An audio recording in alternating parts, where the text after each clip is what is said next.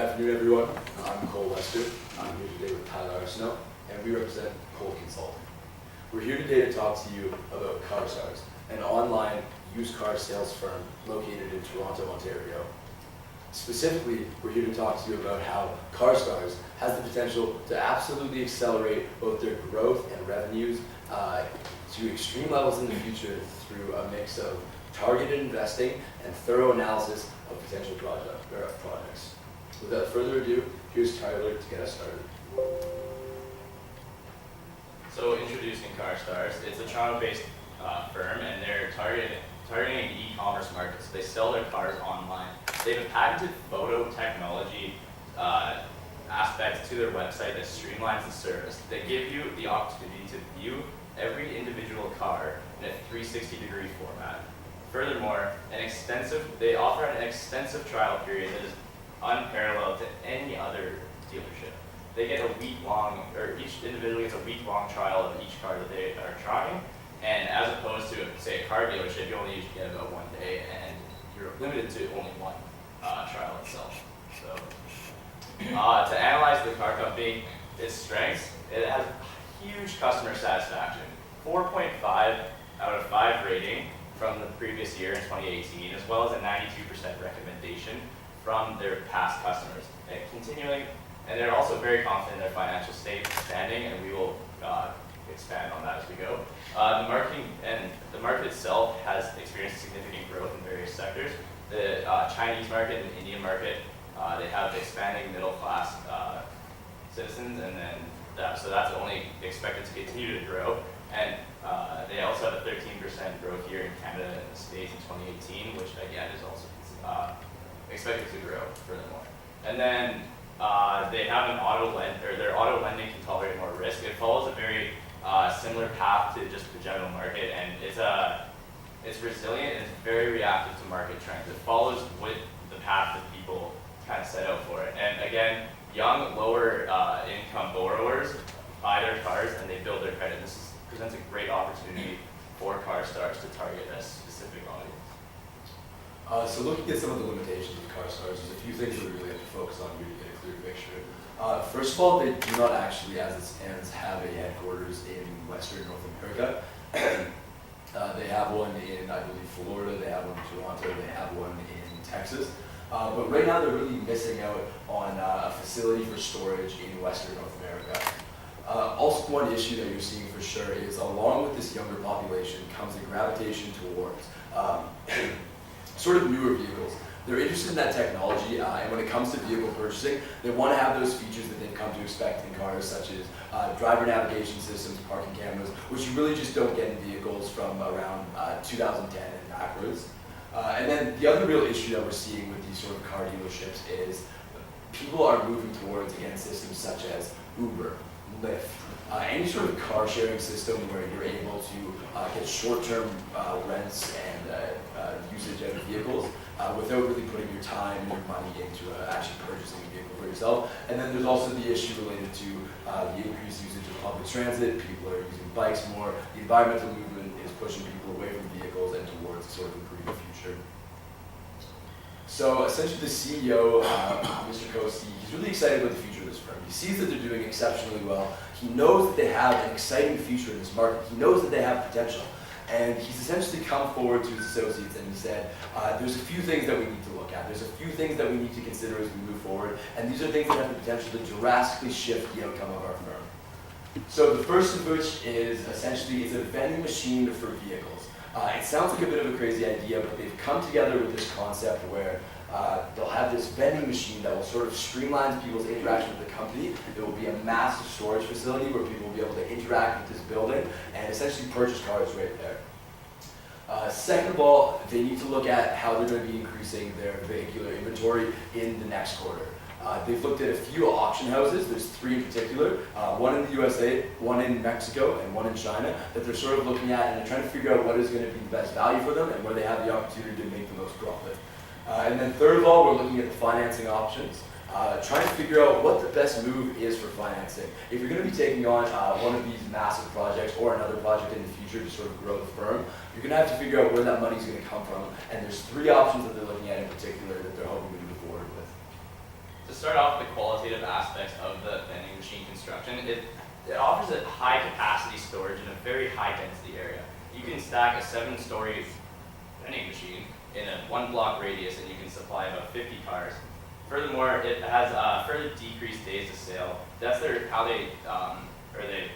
decreased days to sale with their inventory system. That's how they calculate their inventory. It's a very vital statistic for the organization. And if you're going to be able to decrease the days for sale, then that's an awesome thing. Also, the luxurious appeal. The ability to go up and use a coin to go and buy a car, that's unheard of right now. And they have the potential to build the technology for it, but again, it's going to take a lot of development and a lot of seeding for it. It's the negatives about it, it's a largely untested practice. Like, they've developed a prototype, but to actually bring it to the market, large-scale production of this vending machine, if they want to bring it to various other areas, it's going to be really expensive. And again, immense startup cost. If they're targeting a market that's very densely populated, the price for any property in that area is going to be astronomical. And so they're going to have to find a way to kind of get a good price for where they're going to locate these vending machines. And again, they're already successful with their current systems. They've seen a huge amount of growth in 1 year. Why take away from the traditional means and just continue with some prototype that they're not quite sure about? So looking at some of the specific financials of this situation, we looked at some of the key performance indicators for their online car sales. As it stands in 2019, we're projecting that they'll be able to sell 44,000 units at an average gross profit of $1,024. When you expand that and look at the total gross profit for 2019, it's going to be coming in at around $45 million, although management in their own predictions said that it's going to be closer to around $34 million. So if we look at the difference in gross profit margin from 2018 to 2019 according to these projections, we're looking at a 495% increase in gross margin. So this company is performing excellent. These are unheard of numbers, and this represents really, really positive growth for them, and it shows that they're on the fast track to be an extremely successful firm. As it stands right now, they have $194 million in cash or cash equivalents. Their current ratio is 1.47, and it really looks like this company is financially solid. There's no real key indicators in any of their financial statements that they are struggling in any way. In fact, it's quite the opposite. They're experiencing amazing growth. They have the assets to do realistically whatever they want. They have solid credit, and at this point, it looks like they're ready to do whatever they want. You know, it's sort of their market to capitalize on, and it's really a matter of how they want to change the game. So, looking at the vending machine construction in particular, we looked at sort of the actual cost. How much is this thing going to cost to develop? And there's a number of aspects that you have to look at when you're thinking about developing technology such as this. First of all, you have the cost associated with the software development.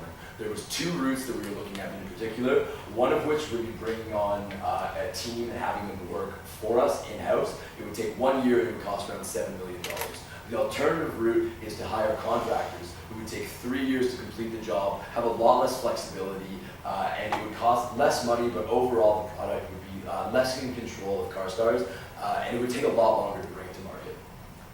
So we have additional costs that come up to $21 million. When you add this together with $7 million for the software and capital expenditures of $5 million, the total cost of building just one of these vending machines, assuming that you can get it done in 1 year, which is obviously a dramatic construction, but it can be done, would come in at around $33 million, which is astronomical, especially for technology that has never really been tested in a true market. This is a prototype. They have no real idea how successful this will be, how well they'll be able to implement it in practice, how well the market will respond to it, whether or not people are really interested in something like this. So our recommendation is that we recommend that they do not follow through with this endeavor. It's an untested market and they have undeveloped software. They also have the ability to finance, or while they have the full ability to finance this opportunity, their potential losses could be massive. If this falls through, that's a $34 million hit. Not only that, but they'd have to liquidate the building. And liquidating a building that's literally an elevator for cars would be so difficult. And also, the idea might have good marketing value. You might be able to advertise that you can go and buy a car through a vending machine, but in practice, it's more of a gimmick. It's a one-time thing. You're not going to be a returning customer unless you're going to buy a car, say, 5 years down the line. Rather, you're just probably going to be there once, buy a car, and you can say you bought a car out of a vending machine. So moving forward with the international inventory sourcing systems that we were looking at, we had three options. So there's the USA, there's Mexico, and there's China. And there's a few key things that we really had to look at to get a better picture of these options. The USA is really reliable. That's where they get a lot of their cars from right now. Only 10% of the vehicles that they get from there require that $500 emissions inspection that vehicles have to go through, because essentially it's cars that have a less than a 3-star rating. And like I said, only 10% of cars from the US from this specific auction house fall into that range. One issue is there's a 15% tariff right now from the Trump government, but Trump has recently tweeted that he's looking at maybe getting rid of this tariff. Of course, that's sort of an unpredictable statement, but if we're looking on the bright side, that would be an excellent opportunity for the firm to move forward with this. And the average gross profit per unit coming from this auction house is $1,000, or $1,070. Mexico is a much different story. They have a lot more quantity of vehicles at their disposal. The vehicles are a lot cheaper. However, there's a whole bunch of emission tests, tariffs, safety costs that come with it, along with a $150 charge according to the Motor Safety Act, that make Mexico a lot less appealing. So they have a lot more stock available. But as you can see here, the average gross profit margin per unit is $336, which is a lot lower than the US, even though they have more stock available.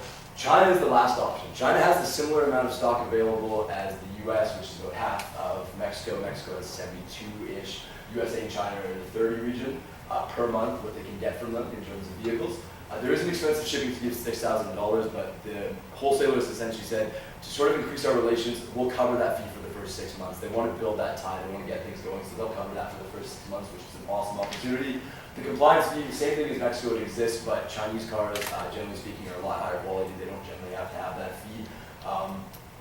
And the average gross profit margin per unit is $1,300.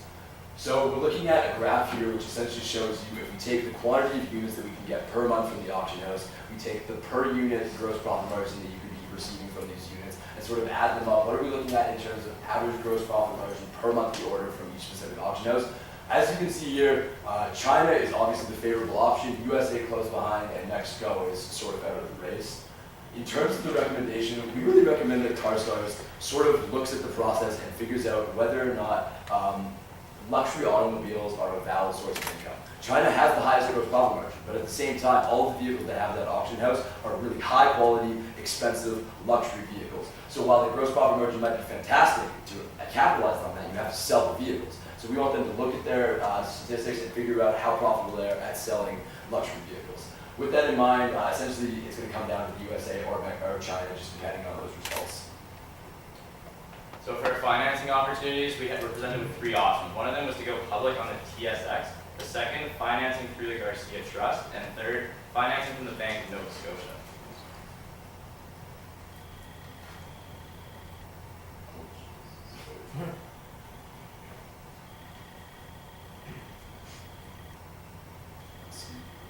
So going public, we do not recommend that the company goes public.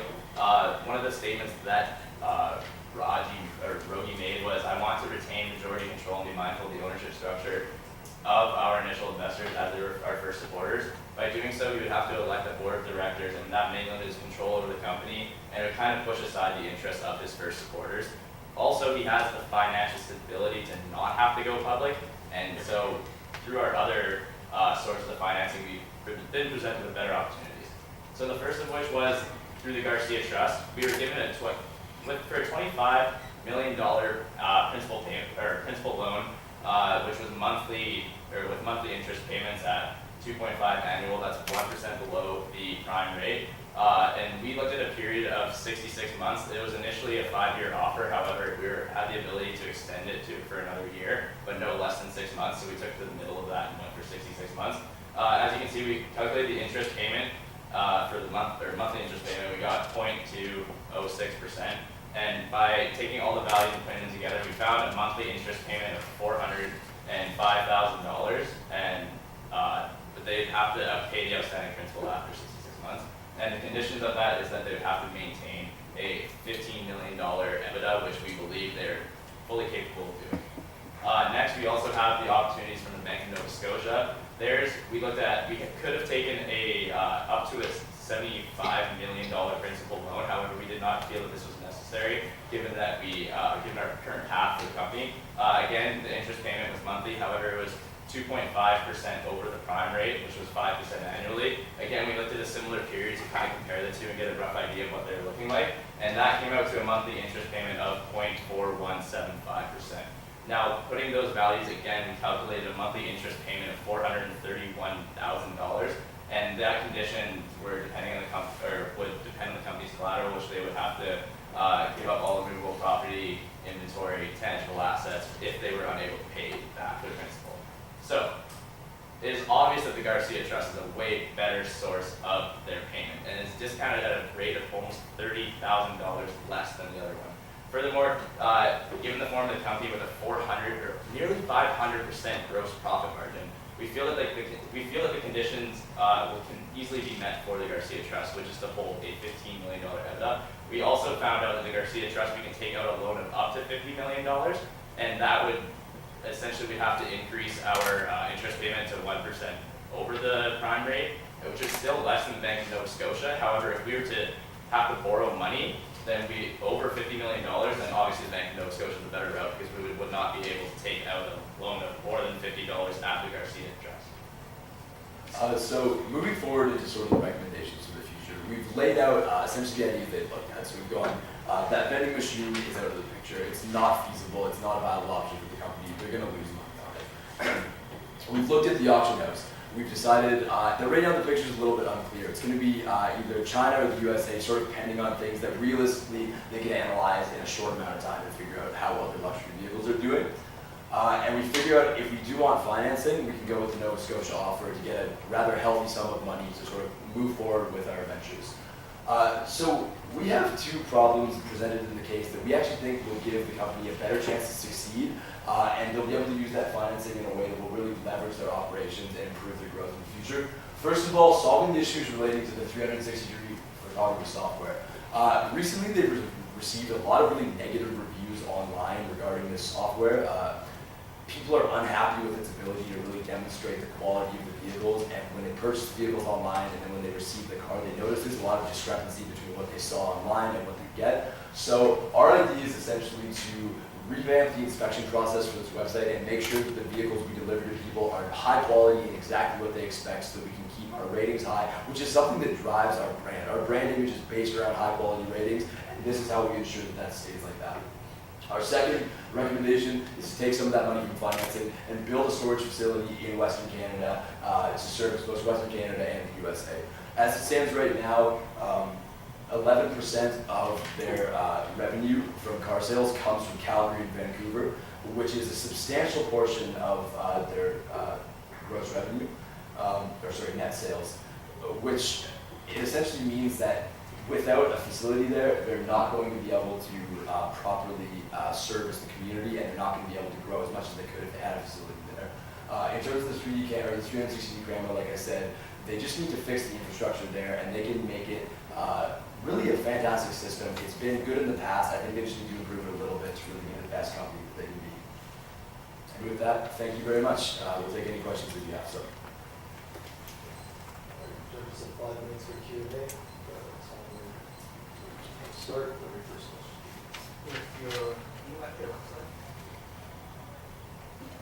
How do you propose that they develop technology given current moment? What we're looking at is potentially, it sounds tough, but moving away from the technology in a sense, because not moving away from it entirely, but the issue that people have is that the company, what it does is it gets the cars, they have technicians do inspections, and then they do the 3D camera, the 360 camera to give people a better image of the car so they can take the notes of the inspection, sort of the details that are there, and compare with the car and get a holistic image. Essentially what we're going to look at is some sort of integrative technology where we still maintain our use of the 360 camera, but also just sort of improve the technician training and maybe improving our online interface to better demonstrate what the condition of the car is on the inside so that they can really get a clear picture of what they're buying. I think it's great that you guys recognize this logistics gap in Western Canada and we're addressing that. We are also concerned about margin compression. We market here, if we go the route of the promissory note, we're in breach of that covenant based on last year's fiscal EBITDA. How confident are you guys in our growth projections going forward, changing demographics and things? Well, we're actually reasonably confident. As it stands right now, those margins, they don't look like they're going to increase by a lot, but at the very least, they're going to remain steady. As we know, Canada is a country that relies on vehicles. We're not like the Netherlands, we're not like places in Europe. We don't have any plans in the future to phase out gas-powered vehicles. People are going to need cars, and if the economy does sort of disintegrate and deteriorate in the way that you're suggesting, and obviously these statistics are suggesting, if anything, people are going to be moving towards the used car market because it's far more affordable than buying cars from a dealership. So yes, I agree with you that the market may flatten out, but at the same time, I think there's small potential that it could even maintain like a little bit of growth if the economy falls, because people are going to be looking for ways to still get the vehicles that they need without having that huge upfront cost of buying a car from a dealership. The Garcia Trust promissory note, do you guys read it as it would be 25 million shares issued to them at the end of 5 years, which would dilute the majority vote? No, we actually did not read it. And did you guys decide where you want to build that Western North America facility? Well, I think a great option would be around the Portland, Oregon area. First of all, the rent there, the Pacific Northwest, building in Vancouver would be a very expensive cost. Calgary could also be a very viable option, however, we have to look at all the exchange rates that go into it. Calgary does have a surplus of office space right now, given that they're currently in a recession, so it would be a cheap option to go there. And given the fact that 11%, like $90 million worth of their market is in that area, it would make sense to have a place in Calgary. And not only that, but they'd be able to transit from Calgary, and they'd be able to go up to Edmonton, down out to Vancouver itself as well. Any idea what the cost in ROI would look like on that facility? It's one of those things that we really have to look at in more detail. Once again, so we're looking at some, like you said, if we go to Calgary, Calgary has around 30 to 40% vacancy right now, so getting space in Calgary is really relatively cheap. Real estate agents are trying to get rid of that space. They're begging people to bring business to Calgary, which would not only be an excellent opportunity for us as businessmen, but also as community ambassadors in a lot of ways. I think, if we could bring some people to Calgary now, they'd really appreciate that. Vancouver, like we said, it would obviously have a much greater cost associated with it. I'm sure the return would be significantly less. It might be better if we end up going with a China route because they're a portside city. Obviously, it'd be easier to have that as shipments from the China auction house come directly to Vancouver. But once again, the space in Vancouver is astronomically expensive. So we'd have to dig in deeper for sure, but just sort of as a general review, that's what we're thinking. In order of magnitude wise, could we do it with internal financing or would we need that promissory note? I think we can probably do it with the internal financing. They have a lot of cash on hand as it stands, but once again, if you go to a place in Calgary, the space is not going to be particularly expensive. It's going to be expensive to set up sort of the lines of transport and the infrastructure around it. But generally speaking, I think they could probably do it on their own.